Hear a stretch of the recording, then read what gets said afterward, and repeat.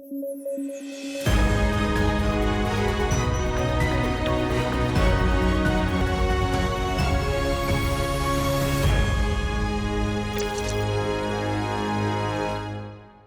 News at 9 programme में आपका स्वागत है। मैं हूं अमृत उपाध्याय। आइए जल्दी से देखें आज के हेडलाइंस।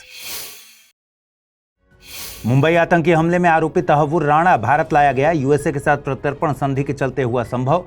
1997 में भारत और यूएसए के बीच हुई थी प्रत्यर्पण संधि। 11 अप्रैल को मनी ज्योतिबा फुले की जयंती। तेलंगाना में लगेगी फुले की विशाल प्रतिमा। महान समाज सुधारक थे ज्योतिबा फुले। और सीपीसीबी ने शुरू की उद्योगों की ब्लू कैटेगरी। कम प्रदूषण फैलाने वाले उद्योगों को मिलेगी इस कैटेगरी में जगह।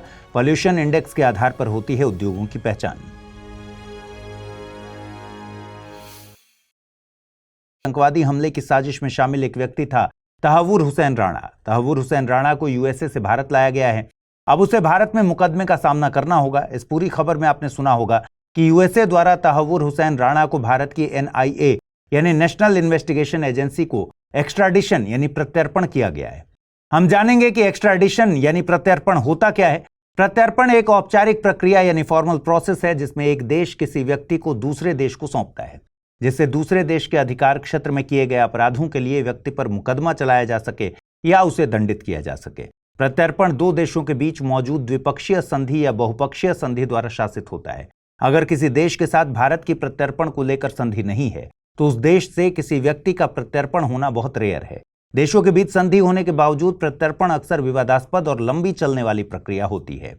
देशों के बीच मौजूद प्रत्यर्पण संधियों में अलग अलग प्रावधान होते हैं। जैसे भारत और बांग्लादेश के बीच मौजूद प्रत्यर्पण संधि में प्रावधान है कि अगर अपराध राजनीतिक है तो दोनों में से कोई भी देश प्रत्यर्पण के लिए इनकार कर सकता है। हर संधि के प्रावधान अलग अलग होते हैं, लेकिन आमतौर पर सबके प्रोसेस में एक बात कॉमन होती है कि जिस देश के जुरिसडिक्शन में अपराध किया गया होता है वही देश दूसरे देश से किसी व्यक्ति के प्रत्यर्पण के लिए आधिकारिक तौर पर रिक्वेस्ट करता है। इसके बाद व्यक्ति जिस देश में मौजूद होता है वहां पर लीगल प्रोसेस शुरू होती है। इसमें आरोपी व्यक्ति भी पुनर्विचार के लिए याचिका लगाता है। लीगल प्रोसेस पूरी होने के बाद प्रत्यर्पण याचिका को मंजूरी दी जाती है। आमतौर पर जिस देश की याचिका होती है उसके ऑफिशियल्स कस्टडी लेने के लिए दूसरे देश में जाते हैं। जैसे कि तहव्वुर राणा मामले में भारत से एनआईए के सीनियर ऑफिशियल्स की टीम लॉस एंजल्स यानी यूएसए गई थी। साथ ही 12 देशों के साथ प्रत्यर्पण को लेकर कुछ समझौते हैं, लेकिन वे बाइंडिंग नहीं है। भारत और यूएसए के बीच प्रत्यर्पण संधि साल 1997 में हुई थी। इन संधियों के बावजूद प्रत्यर्पण आसान नहीं होता। तहव्वुर राणा मामले में भारत ने यूएसए से एक दशक पहले रिक्वेस्ट की थी। भारत की याचिका को मंजूरी 2023 में जो बाइडेन यानी कि यूएसए के पूर्व राष्ट्रपति के प्रशासन के दौरान मिली और फरवरी 2025 में भारतीय प्रधानमंत्री नरेंद्र मोदी की यूएसए यात्रा के दौरान डोनाल्ड ट्रंप ने इस पर सहमति दी थी। 11 अप्रैल को समाज सुधारक महात्मा ज्योतिराव गोविंदराव फुले की जयंती है। इस मौके पर प्रधानमंत्री नरेंद्र मोदी ने उन्हें श्रद्धांजलि अर्पित की। साथ ही तेलंगाना के मुख्यमंत्री ए रेवंत रेड्डी ने तेलंगाना में ज्योतिराव फुले की विशाल प्रतिमा की स्थापना की घोषणा की है। ज्योतिबा फुले का जन्म 11 अप्रैल 1827 को महाराष्ट्र के सतारा में हुआ था। उनका जन्म माली जाति में हुआ था। परंपरागत तौर पर यह समुदाय बागवानी और फूलों से जुड़े काम किया करता था। ज्योतिराव फुले को ज्योतिबा फुले और महात्मा फुले भी कहा जाता है। महात्मा फुले 19वीं शताब्दी के महान समाज सुधारक, चिंतक, दार्शनिक और लेखक थे। उनकी जीवनी के लेखक धनंजय कीर के मुताबिक फुले को महात्मा की उपाधि उनके साथी सुधारक विट्ठल राव कृष्ण जी वांडेकर ने दी थी। बताते हैं कि ज्योतिबा फुले अपने दोस्त की शादी अटेंड करने गए थे और वहां उन्हें अपने सोशल बैकग्राउंड के चलते अपमान सहना पड़ा था। वे तुरंत वहां से चले आए और उसी दिन उन्होंने समाज में फैली जाति व्यवस्था से लड़ने की कसम खा ली। वे थॉमस पेन की लिखी किताब राइट्स ऑफ मेन से प्रभावित हुए, जिससे उन्हें यह भरोसा हो गया कि सामाजिक कुरीतियों से लड़ने के लिए महिलाओं और पिछड़ी जातियों को सशक्त बनाना बेहद अहम है। सामाजिक न्याय की दिशा में कदम बढ़ाते हुए उन्होंने 1873 में सत्यशोधक समाज की स्थापना की। इसका मकसद वंचित तबके को शिक्षित करना, साथ ही जाति व्यवस्था पर चोट करना था। उन्होंने महाराष्ट्र के प्रचलित लोक नाटक तमाशा के जरिए ग्रामीण अंचलों में अपनी बात पहुंचाई। सत्यशोधक समाज का एक मकसद उच्च जाति के वर्चस्व वाले सुधार आंदोलनों जैसे कि ब्रह्म समाज, प्रार्थना समाज और आर्य समाज आंदोलन का विकल्प बनना था। महात्मा फुले के कार्य और लेखन ने भारत में जाति सुधार के लिए बाद के आंदोलनों को प्रेरित किया। महात्मा फुले ने अपने विचारों के प्रचार प्रसार के लिए कई रचनाएं की, जिनमें उनकी सबसे प्रसिद्ध किताब गुलामगिरी है। उनकी अन्य किताबों में तृतीय रत्न, किसान का कोड़ा, सार्वजनिक सत्य धर्म पुस्तक और ब्राह्मणों की चालाकी शामिल है।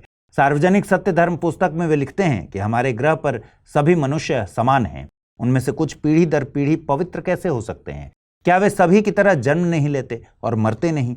क्या उनमें सभी की तरह अच्छे और बुरे गुण नहीं होते हैं? ज्यादातर लोग ज्योतिबा फुले को भारत में पहले बालिका स्कूल की स्थापना के लिए भी जानते हैं।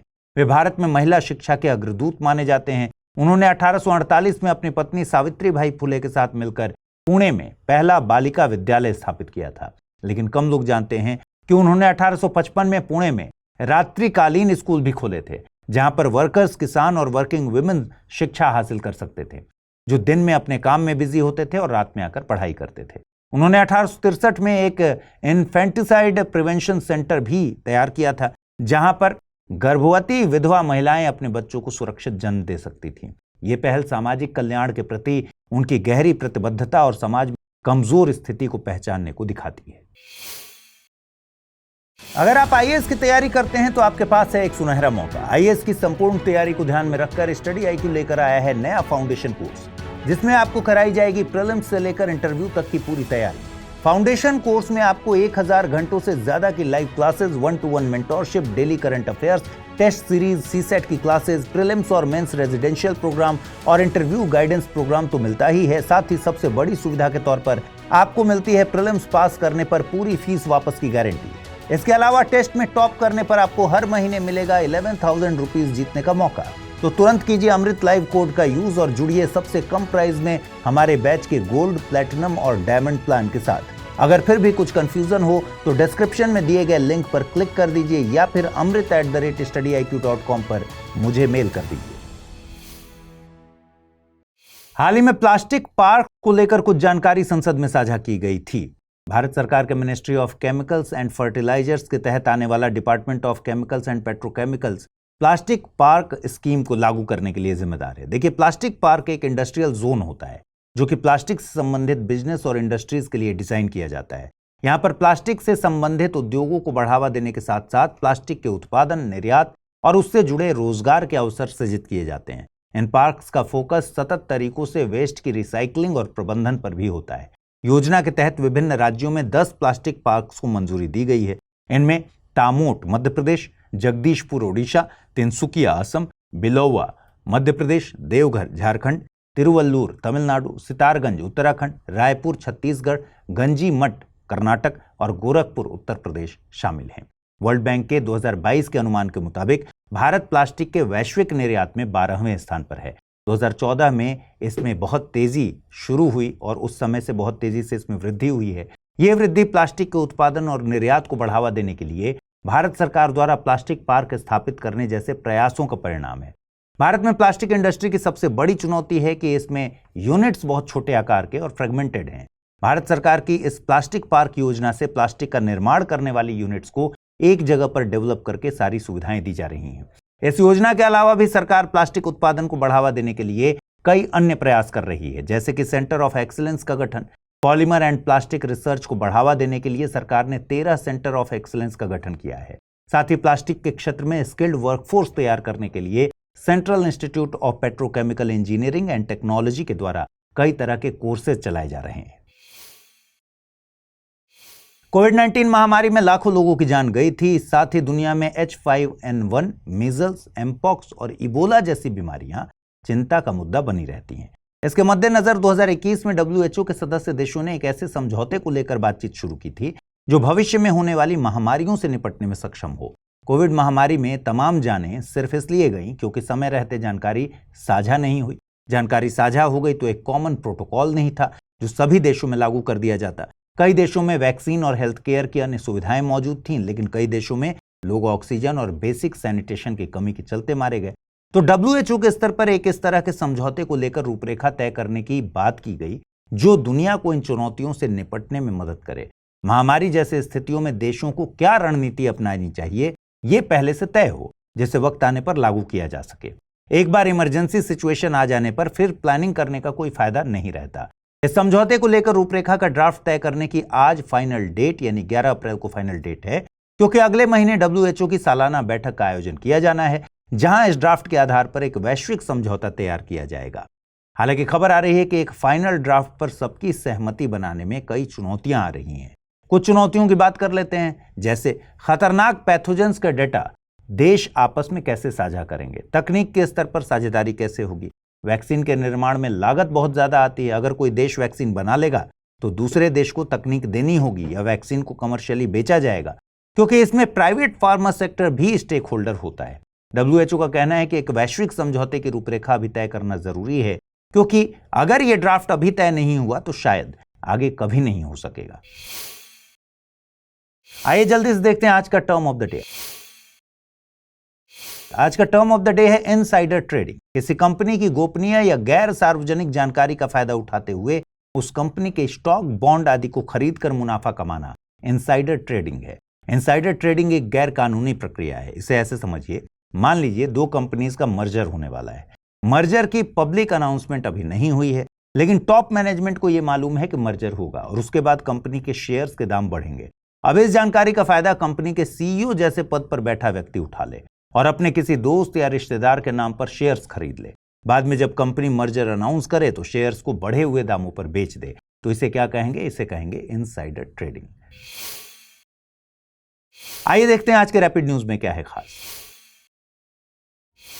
National bank for financing infrastructure and development और NDB यानी न्यू डेवलपमेंट बैंक के बीच समझौता किया गया है। इसका मकसद भारत में दीर्घकालिक अवसंरचना और स्वच्छ ऊर्जा वित्त पोषण को बढ़ावा देना है। NABFID एक सरकारी बैंक है जिसे 2021 में शुरू किया गया था। इसका मकसद भारत में बड़े इंफ्रास्ट्रक्चर प्रोजेक्ट जैसे सड़क, साफ ऊर्जा और पानी से जुड़ी परियोजनाओं को फंड देना है। यह भारतीय रिजर्व बैंक द्वारा नियंत्रित होता है। यह उन जगहों पर फंड देता है जहां प्राइवेट बैंक निवेश नहीं करते। NABFID भारत के बॉन्ड मार्केट को बढ़ावा देना चाहता है और पब्लिक प्राइवेट पार्टनरशिप को सपोर्ट करता है। इसका लक्ष्य 1 ट्रिलियन रुपीस तक पूंजी को जुटाना है, जबकि न्यू डेवलपमेंट बैंक NDB एक अंतर्राष्ट्रीय बैंक है जिसे ब्रिक्स देशों ने 2015 में बनाया था। इसका मकसद विकासशील देशों में प्रोजेक्ट्स को फंड देना है। CPCB यानी सेंट्रल पोल्यूशन कंट्रोल बोर्ड ने एक नई ब्लू कैटेगरी शुरू की है जिसमें ऐसे उद्योग रखे गए हैं जो पर्यावरण में कम प्रदूषण फैलाते हैं। इसमें sewage treatment plant, biogas plant और वेस्ट मैनेजमेंट प्लांट आदि शामिल हैं। इन्हें अब 2 साल तक के लिए कंसेंट टू ऑपरेट दिया जाएगा। दरअसल कंसेंट टू ऑपरेट CTO एक सरकारी अनुमति होती है जो किसी उद्योग को पर्यावरणीय नियमों का पालन करते हुए संचालन की कानूनी मंजूरी देती है। आपको बता दें कि उद्योगों की पहचान पोल्यूशन इंडेक्स के आधार पर की जाती है, जैसे white industry, green industry, orange industry, red industry. ये रंग आधारित प्रणाली 2016 में शुरू हुई थी और इसका आधार पर्यावरण संरक्षण कानून 1986 है। CPCB और स्टेट पोल्यूशन कंट्रोल बोर्ड्स इनकी निगरानी करते हैं। 340 इंडियन स्टार कछुओं को महाराष्ट्र में चंद्रपुर के जोगापुर रिजर्व फॉरेस्ट में छोड़ा गया। यह टर्टल रिहैब प्रोजेक्ट यानी TRP के तहत एक बड़ी सफलता है। इंडियन स्टार कछुए का IUCN स्टेटस है वल्नरेबल और इसे वन्य जीव संरक्षण अधिनियम 1972 के अनुसूची 1 में रखा गया है। इन्हें गैर कानूनी रूप से पालतू जानवरों के तौर पर पकड़ा जाता है। ये कछुए उत्तर पश्चिम भारत, दक्षिण भारत और श्रीलंका के सूखे इलाकों में पाए जाते हैं। इनकी पीठ पर सितारे जैसे डिजाइन होते हैं। इनका भोजन मुख्य रूप से पौधे हैं। टर्टल रिहैब प्रोजेक्ट की शुरुआत 2024 में हुई थी ताकि महाराष्ट्र में अवैध व्यापार से बचाए गए कछुओं की मदद की जा सके। इसमें कछुओं का इलाज, वातावरण से अनुकूलन और छोड़ने के बाद निगरानी की जाती है। स्कूलों और स्थानीय लोगों को भी इसमें जोड़ा गया है। तमिलनाडु में देसी नस्ल की वेम्बूर भेड़ों का भविष्य खतरे में है क्योंकि प्रस्तावित सिपकॉट यानी state industries promotion corporation of Tamil Nadu project लगभग 1000 एकड़ चारागाह जमीन पर कब्जा करने जा रहा है। यह जमीन सालों से इन भेड़ों का मुख्य चारा क्षेत्र रही है। वेम्बूर भेड़, जिसे स्थानीय भाषा में पोट्टू आडू कहा जाता है, अपने सफेद शरीर पर लाल भूरे धब्बों के कारण आसानी से पहचानी जाती है। इन भेड़ों के बाल नहीं होते, इसलिए उनसे प्राकृतिक ऊन पैदा नहीं होता। ये सिर्फ प्राकृतिक घास पर जीवित रहती हैं और किसानों के लिए आय का अहम स्रोत है। अब जब ये जमीन उद्योग के लिए ली जा रही है तो न सिर्फ इस नस्ल का अस्तित्व खतरे में है बल्कि ग्रामीणों की आजीविका भी संकट में है।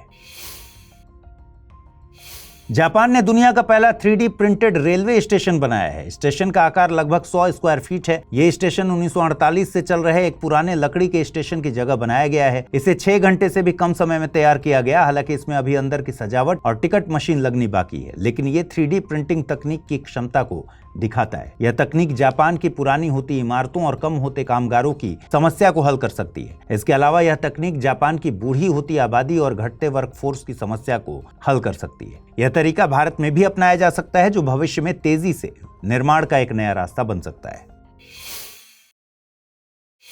आइए जल्दी से देखें बुलेटिन पर आधारित सवाल। पहला सवाल है, निम्नलिखित कथनों पर विचार कीजिए। यूएसए दुनिया का एकमात्र देश है जिसके साथ भारत ने प्रत्यर्पण संधि की है। भारत ने वर्तमान में 48 देशों के साथ प्रत्यर्पण संधि की है।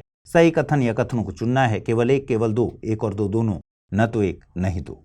अगला प्रश्न है, सत्यशोधक समाज ने संगठित किया। बिहार में आदिवासियों के उन्नयन का एक आंदोलन, गुजरात में मंदिर प्रवेश का आंदोलन, महाराष्ट्र में एक जाति विरोधी आंदोलन या फिर पंजाब में एक किसान आंदोलन। आइए देखें पिछले बुलेटिन में मैंने कौन से सवाल पूछे, उनके सही जवाब क्या हैं। पहला सवाल था, नीलगिरी ताहर के संबंध में निम्नलिखित कथनों पर विचार कीजिए। नीलगिरी ताहर पूरे भारत में पाया जाने वाला एक पहाड़ी जानवर है। इसका IUCN स्टेटस एंडेंजर्ड है। उपर्युक्त में से सही कथन या कथनों को चुनना था। केवल एक, केवल दो, एक और दो दोनों, न तो एक नहीं दो। सही जवाब है विकल्प बी, यानी केवल दूसरा कथन सही है। पहला कथन गलत है, क्योंकि नीलगिरी ताहर पूरे भारत में नहीं बल्कि भारत के दक्षिणी हिस्से में पाया जाने वाला एक पहाड़ी जानवर है। और अगला प्रश्न था, अनेकांतवाद और स्यादवाद सिद्धांत संबंधित हैं जैन धर्म, बौद्ध धर्म, वैष्णव संप्रदाय या फिर शैव संप्रदाय से। सही जवाब है जैन धर्म, यानी विकल्प ए।